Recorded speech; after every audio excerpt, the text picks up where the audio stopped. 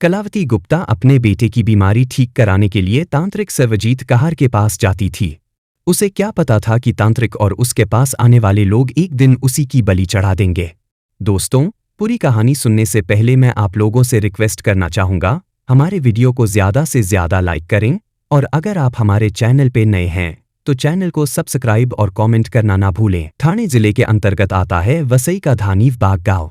17 नवंबर 2013 को यहां से सोपारा फाटा की तरफ जाने वाले रास्ते के किनारे झाड़ियों में एक अनजान महिला की लाश पड़ी मिली। इस सिरविहीन लाश के पास एक गाउन और एक गद्दी पड़ी हुई थी। धानीव गांव के लोगों को जब झाड़ियों में बिना सिर वाली लाश पड़ी होने की जानकारी मिली तो तमाम गांव वाले वहां पहुंच गए। गांव वालों ने यह जानकारी मुखिया अविनाश पाटिल को दी तो वह भी वहां आ गए। गांव का मुखिया होने के नाते अविनाश पाटिल ने फोन करके महिला की लाश मिलने की जानकारी थाना वालीव पुलिस को दे दी।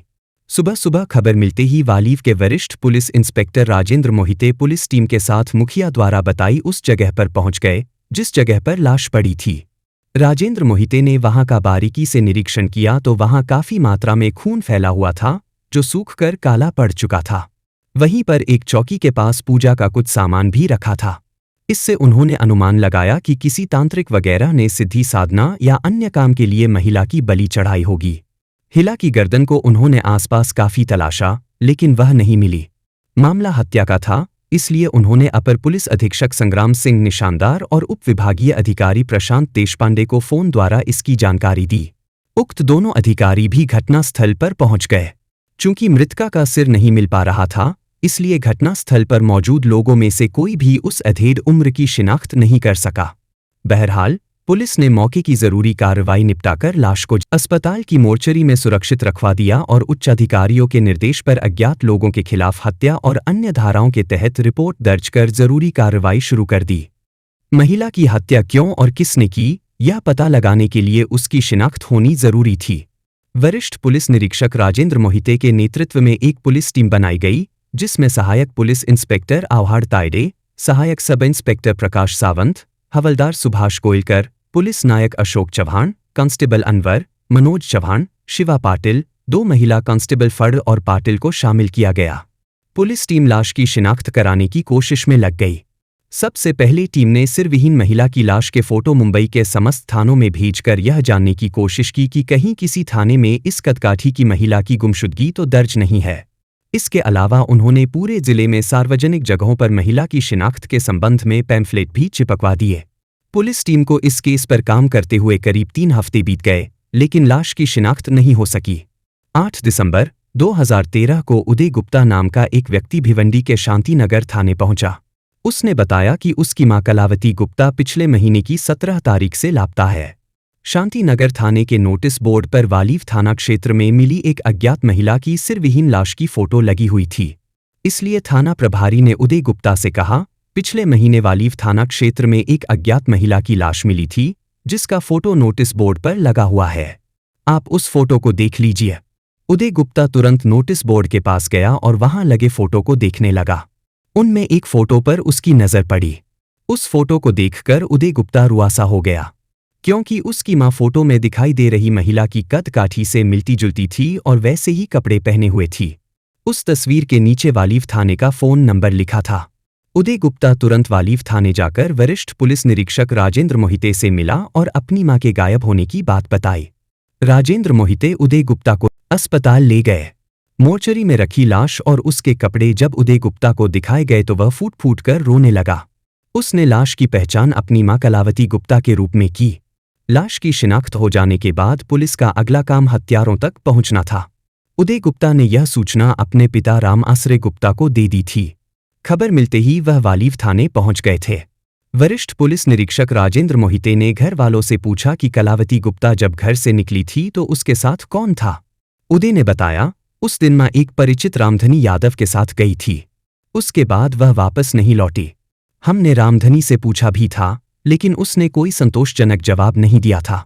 रामधनी यादव सांताकुरज क्षेत्र स्थित गांव देवी में रहता था। पुलिस टीम ने पूछताछ के लिए रामधनी यादव को उठा लिया।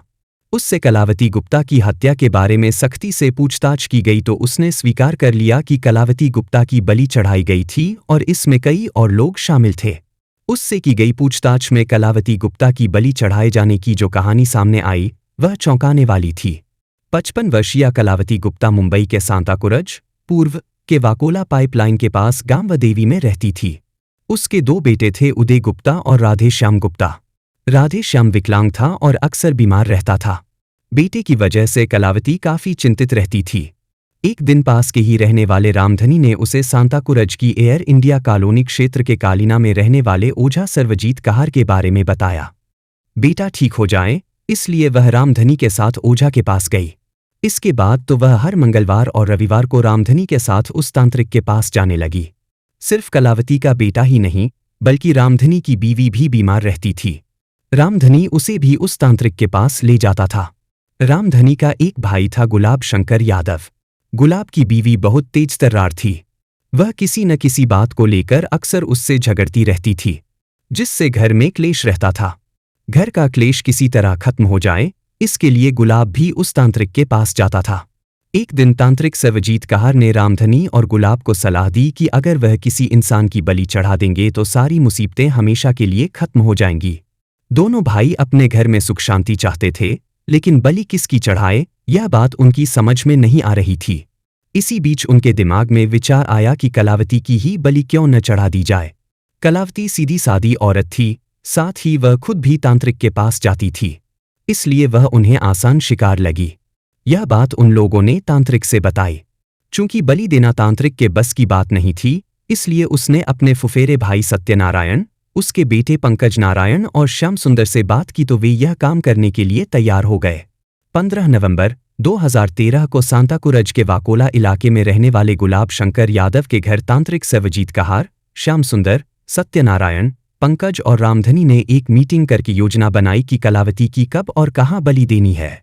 उन्होंने बलि चढ़ाने के लिए मुंबई से काफी दूर नाला सोपारा के वसई इलाके में स्थित माता मंदिर को चुना। इसी के साथ तांत्रिक ने रामधनी को पूजा के सामान की लिस्ट भी बनवा दी। अगले दिन 16 नवंबर 2013 को रामधनी कलावती गुप्ता के घर पहुंच गया। उसने उससे कहा कि अगर उसे अपने बेटे की तबीयत हमेशा के लिए ठीक करनी है तो आज नाला सोपारा स्थित माता के मंदिर में होने वाली पूजा में शामिल होना पड़ेगा। यह पूजा तांत्रिक सर्वजीत ही कर रहे हैं। बेटे की खातिर कलावती तुरंत रामधनी के साथ चलने को तैयार हो गई। रामधनी कलावती को लेकर पहले अपने भाई गुलाब यादव के घर गया। वहां योजना में शामिल अन्य लोग भी बैठे थे। कलावती को देखकर वे लोग खुश हो गए और पूजा का सामान और कलावती को लेकर सीधे नाला सोपारा स्थित मंदिर पहुंच गए।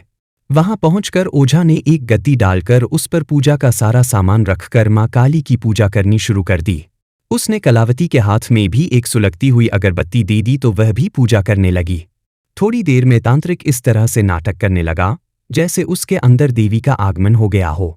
वहां मौजूद अन्य लोग तांत्रिक के सामने हाथ जोड़कर अपनी अपनी तकलीफें दूर करने को कहने लगे। रामधनी ने कलावती से कहा कि वह भी सिर झुकाकर देवी से अपनी परेशानी दूर करने को कहे। भोली भाली कलावती को क्या पता था कि सिर झुकाने के बहाने उसकी बलि चढ़ाई जाएगी।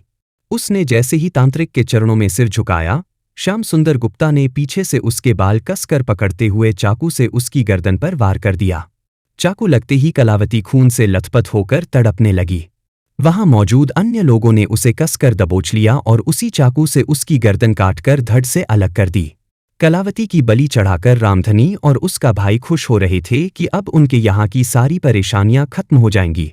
वे कलावती की कटी गर्दन को वहां से दूर डालना चाहते थे ताकि उसकी लाश की शिनाख्त न हो सके। उन लोगों ने उसकी गर्दन को अपने साथ लाई गई काले रंग की प्लास्टिक की थैली में रख लिया। तत्पश्चात वह थैली मुंबई अहमदाबाद राजमार्ग पर स्थित वासाड्या ब्रिज से नीचे पानी में फेंक दी।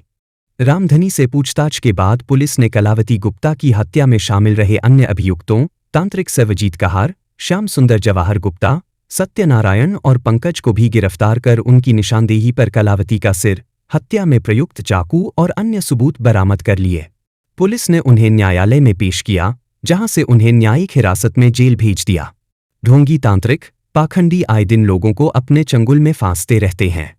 इनके चंगुल में फंसकर अनेक परिवार बर्बाद हो चुके हैं।